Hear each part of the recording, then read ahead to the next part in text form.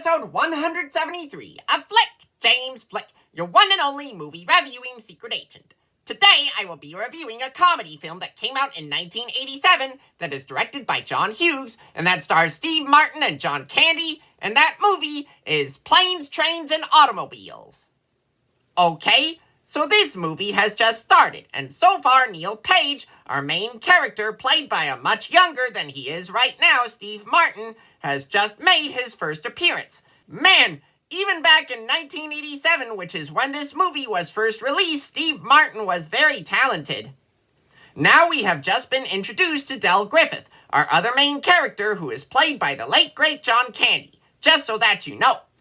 Mr. Page just wound up in Wichita, Kansas, due to the fact that the plane he was on was diverted there because of a snowstorm in his intended destination, which is Chicago, Illinois. Mr. Page and Mr. Griffith are now in a motel together, and now have to both share a room. That must be uncomfortable for both of them, I bet. My oh my, Mr. Griffith is proving to be obnoxious towards Mr. Page, but at least the disastrous consequences that Mr. Page is having to endure are hilarious to watch as well.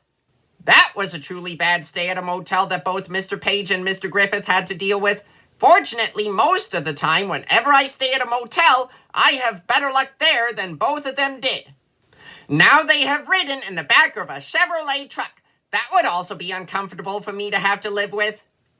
They have now just taken a train ride, and unfortunately, the train that they were on ran into some mechanical issues. That's a too bad for them. Mr. Griffith just sung the theme song to the Flintstones. Mind you, the Flintstones is a classic cartoon from the legendary animation company Hanna-Barbera.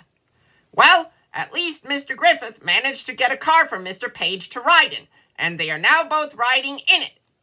That was a wild ride on the freeway that they went through in that car, and now they are out of it, and little did they realize that the car they were in just caught fire because of cigarette smoke left over by Mr. Griffith, caused by him leaving his used cigarette in the car. That would not be a great experience for me. Well, that car fire is now put out, thank goodness, but now they have to find another travel method, and fast.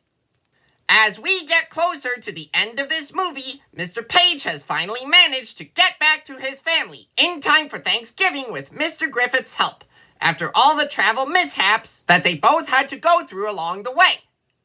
Overall, Planes, Trains, and Automobiles is a very funny comedy classic with brilliant comedic acting and directing. Join me next time when I review Quest for Camelot. I'm Flick James Flick, your one and only movie reviewing secret agent out there.